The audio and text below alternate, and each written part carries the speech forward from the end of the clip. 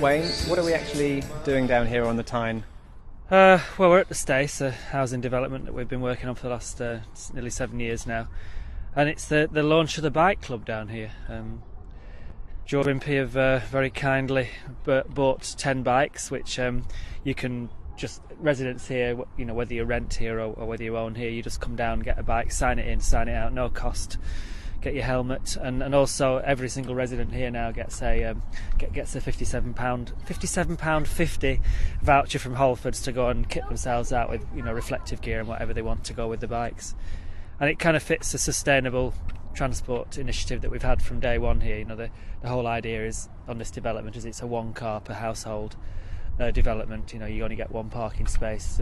We've got extra buses laid on here, and now we've had this site.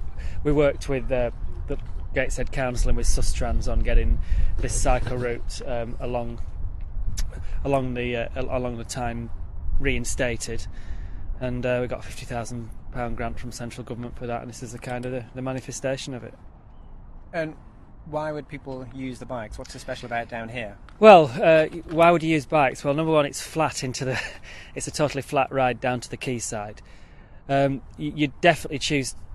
You'd be daft not to choose a bike. If you, let's say you were going for something to eat down at La Tasca, or you were going to look around the Baltic, or to an event at the Sage, just gently going at a very leisurely pace and taking in the bird life and all that kind of stuff, you'd do it in 8 minutes.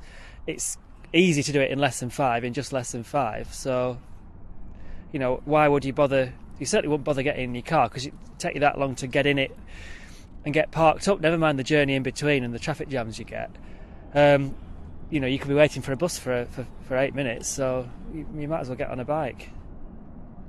I wrote an article about which in the Independent in April 2000, I think it was, about the wimpification and the barrettification of Britain, about how these dull housing estates that were car dominated, every single house with a car outside the front of your house, and it was like just completely soulless developments. I think I use a phrase, car-dominated developments in a sea of black tarmac, and it's great to see here now, you know, 4 years on from when the first housing was built, and it's this green development full of trees and play areas in the streets and cycle paths, and it's a true home zone, you know, Britain's first true home zone, and it's popular and it makes money, and people are flocking here, and they can't build the houses quick enough, you know, and there's a waiting list, and that's not to do with it's a good location, but it's not to do with location. I think it's not just to do with the houses look cool, but it's to do with the whole ambience of it. Feels like a place where people come first, you know, and that involves cycling, walking ahead of, you know, just cars, and it looks better, and it is better. Tell me your cycling background. Well, I've always cycled. I mean, I'm not one of these. I'm not a cycle fanatic. I mean, my office is in London, and my first choice of transport is always going down the Grand Union Canal from my office in northwest London to get into central London. I love that cycle, and if I don't do it 3 or 4 times a week, I'm disappointed. As a family, we cycle a lot. There's never a holiday we take that doesn't involve some kind of cycling as part of the holiday.